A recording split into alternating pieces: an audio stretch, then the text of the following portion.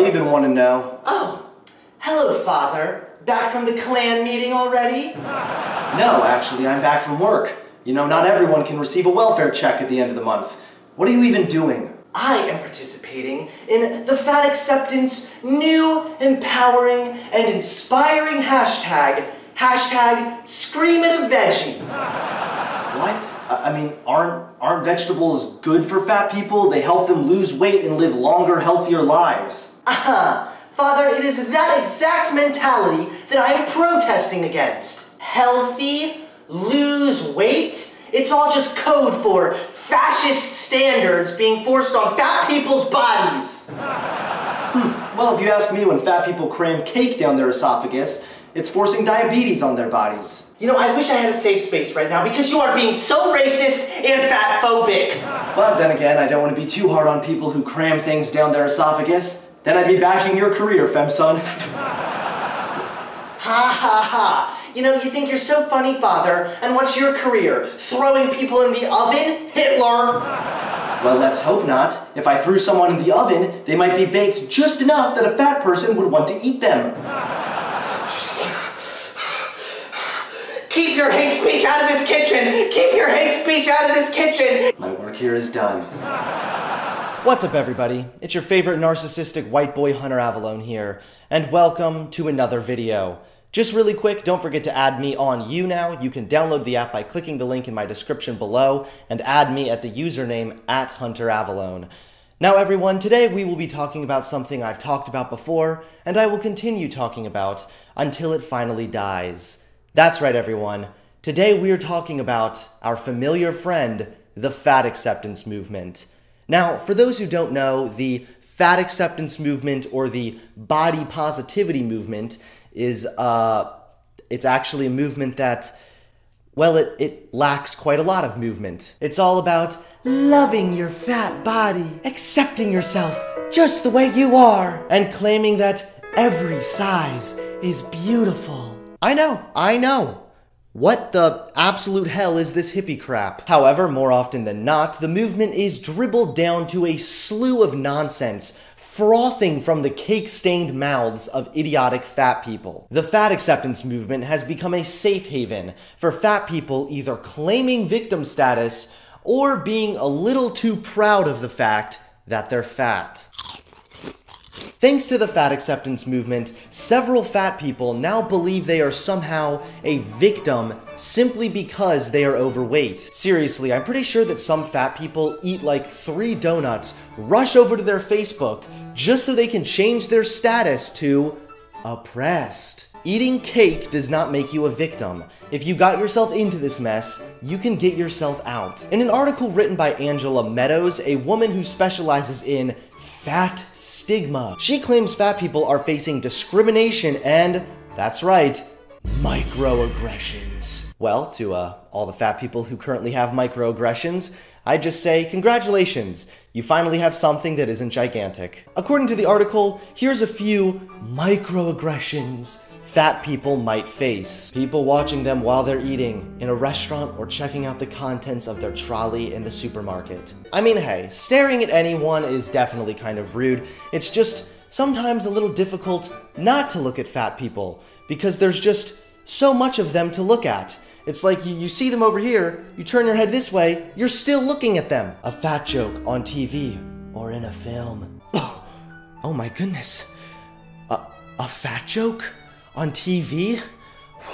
Now this is just too far. A slimmer friend asking if she looks fat in this. I mean, the slimmer friend is asking because clearly you have experience looking fat in things. Or even wondering whether they will be taken seriously when they go to a doctor with a sprained ankle, or just told to go away and lose some weight. Literally all of these microaggressions could be avoided if you just didn't get fat in the first place. It's a really lazy mentality to suggest that society should change for you rather than you changing for society. And listen, just if there's a stigma around being fat does not mean that fat people are poor, large victims. In fact, I honestly think there should be a bit of a stigma around being fat. The US has an obesity issue, and it's the second leading cause of preventable death.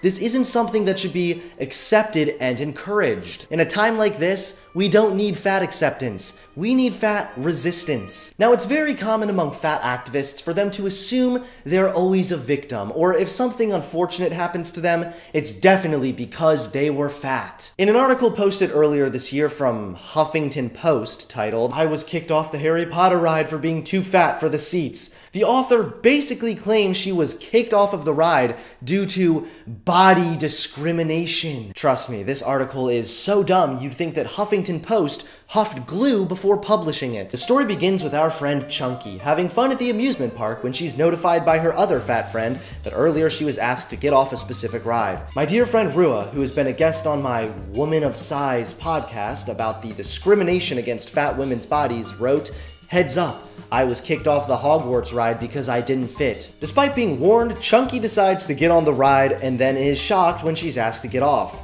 One of the 20-something ride managers walked over and asked us to step off because of safety issues. We were ushered through a door to what looked like a backstage area where another 20-something employee rattled off a spiel about safety and 3 clicks. That's when we all knew that I hadn't actually made it on to the Hogwarts ride. Well, those darn employees and their pathetic little spiels about safety. The experience didn't entirely ruin my day, but I wonder how I would have reacted had I not already built up a small community of women in comedy dealing with similar body discrimination. Yeah, guys, you heard this correctly.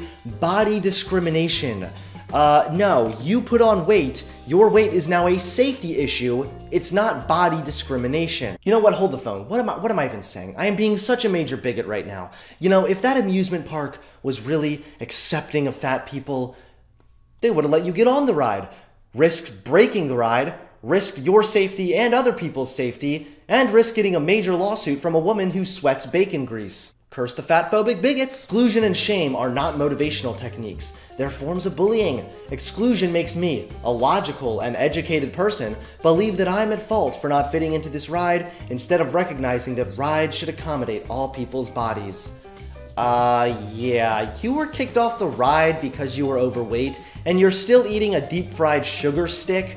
I don't think you're very logical. But seriously, this is a perfect example of demanding society change for you rather than you changing for society. Rides simply cannot accommodate all body sizes. That just doesn't make any sense. This is no different than when small children can't ride rides because they're too small. You have to be a certain size or else you risk your own safety or someone else's safety. While safety is often the given reason that fat people are excluded, it's clear to us that companies are actually just keeping the general public safe from our fatness. Ladies and gentlemen, here is all the proof you need that the fat acceptance movement or the body positivity movement encourages a victim mentality in fat people. No company is keeping anyone safe from fatness. Companies want your money. They don't care if you're big or small. Welcome to capitalism. This is not limited to only you and your weight, yet you twist the story to try and paint yourself as the victim. Trust me, the only thing you're a victim to is diabetes. On the other side of this mess, we don't have people who use their fat to try and claim victim status, but instead use their fat as some form of empowerment. I think Tess Holliday is an excellent example of this. You know, that annoying fat liberal model who is just featured on the front of a health magazine? Yeah, her. But hey, let's not jump to conclusions. If anything, putting her on the front of the magazine will encourage more people to go to the gym, or else they'll look like an elephant in a swimsuit. In an interview from a few years ago, author Lindy West spoke about coming out as fat. In your new book, you talk quite a bit about coming out as fat and learning to accept and embrace the label. How would you come out as fat to people in your life, and especially at work? I mean, I did have a kind of dramatic coming out as fat event at work. That's right, everyone. Fat people can now come out as fat. Wow, how brave, how empowering, how inspiring. The only difference is, instead of them coming out of the closet, they come out of the local Dunkin' Donuts. I think it's a long, slow process of people learning to learning not to hate their bodies and learning to stick up for themselves and to demand respect. Yeah. You shouldn't hate your body or who you are, but you absolutely should hate the fact that you are overweight and unhealthy. Hating one changeable flaw of yourself does not mean you hate your body or hate yourself as a person. The great thing is, if you love your body, you can work to improve it and change it for the better. I do agree that you should stick up for yourself, but demanding respect? I mean, really? No offense, but look at yourself. With a body like that, I don't think you respect yourself. Why should you demand respect from others if you don't even respect yourself? And we close this video with me smugly telling you, I was right. Not only does the fat acceptance movement encourage fat people to be annoying, whiny bitches, not only does the fat acceptance movement encourage people to be way too proud about things they just shouldn't be proud of, the fat acceptance movement contributes to obesity. According to Yahoo News, newly released research could strike a blow to the body positivity movement because it shows that the normalization of larger body sizes is leading to increasing numbers of people underestimating their weight.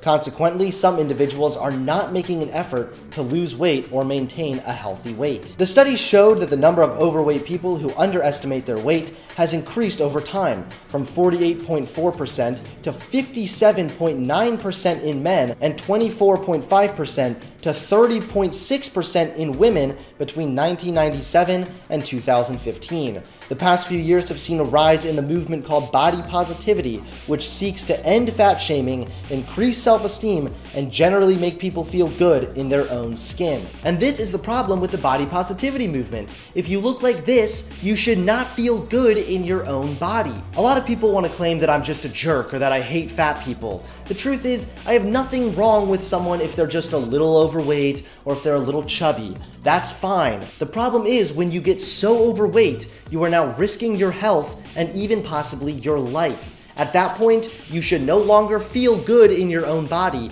You should be working desperately to change. The fat acceptance movement is one of the biggest tumors on today's society. We don't need a normalization of fat. We don't need people to love themselves for being fat. We need the complete opposite. We need to discourage unhealthy lifestyles. We need to all work so we can change for the better. And we need the fat acceptance movement to stop.